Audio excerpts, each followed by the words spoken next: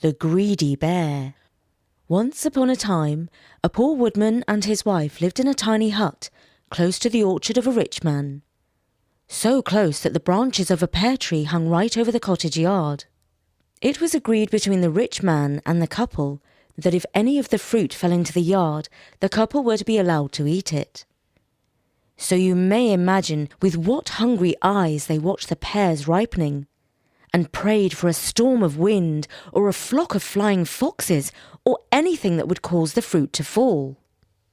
Apart from the pears, the couple did not have a rich choice of foods to eat, but they did have yellow lentils, ghee and some spices. The wife was particularly good at making this dish called dal. What an appetizing smell it had, to be sure. The woodman gobbled it up as soon as it was ready. But one day his wife said, "No, not until you fetch some dry wood, off you go." So off he went into the forest and began to hack and saw away at the wood, and with each cut he seemed to smell the savoury dal. Just then a bear came swinging by, with its great black nose tilted in the air and its little keen eyes peering about, for bears, though good enough fellows on the whole, are just dreadfully inquisitive. "Peace be with you, friend," said the bear. "And what may you be doing with that bundle of wood?" "Well, it's for my wife," returned the woodman. "Fact is," he added confidentially, smacking his lips, "she has made such wonderful dal for dinner, and if I bring in a good bundle of wood, she's pretty sure to give me a plentiful portion. Oh, my dear fellow, you should just smell that dal." At this, the bear's mouth began to water, for like all bears, he was dreadfully greedy. "Do you think your wife would give me some too, if I brought her a bundle of wood?" he asked anxiously. "Perhaps, if it was a very big load," answered the woodman craftily. Would 400 weight be enough?" asked the bear. "I'm afraid not," returned the woodman, shaking his head. "You see, dal is an expensive dish to make. You need plenty of ghee and loads of yellow lentils and— Would 800 be enough?" "Let's say half a ton, and it's a bargain," said the woodman. "Half a ton is a lot." "Well, there is saffron in the dal," remarked the woodman casually, which wasn't actually true, because saffron is terribly expensive.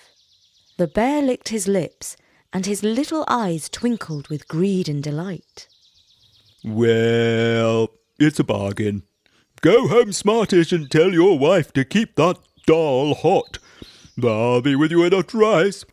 Away went the woodman in great glee to tell his wife how the bear had agreed to bring half a ton of wood in return for a share of the dal. Now his wife said, "That bear will surely be greedy, like all bears, and eat your supper if you aren't careful, dear husband." At this the woodman became quite pale. "Oh, in that case, we had better begin now and have a fair start." So without further ado, they sat down on the floor with a brass pot full of dal between them and began to eat as fast as they could. "Remember to leave some for the bear," said the wife to the husband, speaking with her mouth crammed full. Certainly, he replied, helping himself to another handful. "My dear," cried the husband a little later, with his mouth so full that he could hardly speak, "remember the poor bear."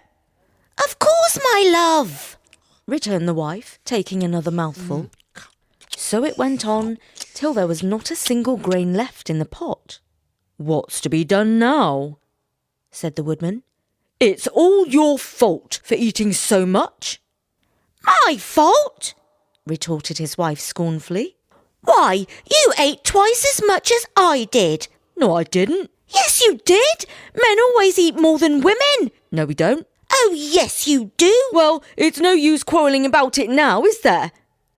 said the woodman. "The dal's gone, and the bear will be furious." "Well, that wouldn't matter much if we could get the wood," said his wife. "I'll tell you what we must do. We must lock up everything there is to eat in the house, leave the dal pot by the fire, and hide in the attic. When the bear comes, he will think we've gone out and left his dinner for him. Then he will throw down his bundle and come in. Course he will rampage a little when he finds the pot is empty, but he can't do much mischief. And I don't think he will take the trouble of carrying the wood away, do you?" So they made haste to lock up all the food and hide themselves in the attic. Meanwhile, the bear had been toiling and moiling away at his bundle of wood, which took him much longer to collect than he expected. However, at last he arrived quite exhausted at the woodcutter's cottage. Seeing the brass dal pot by the fire, he threw down his load and went in. And then, mercy me, wasn't he angry when he found nothing in it? Not even a grain of rice, nor a tiny wee bit of pulse, but only a smell that was so uncommonly nice that he actually cried with rage and disappointment. He flew into the most dreadful temper. But though he turned the house topsy-turvy, he could not find a morsel of food. Finally, he declared he would take the wood away again, but as the crafty wife had imagined. When he came to the task, he did not care, even for the sake of revenge, to carry so heavy a burden.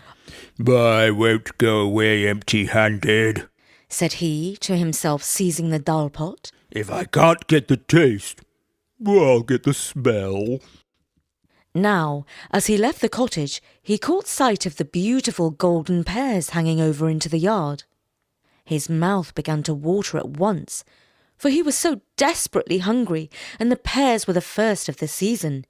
In a trice, he was up the wall, up the tree, and gathering up the biggest and ripest one he could find.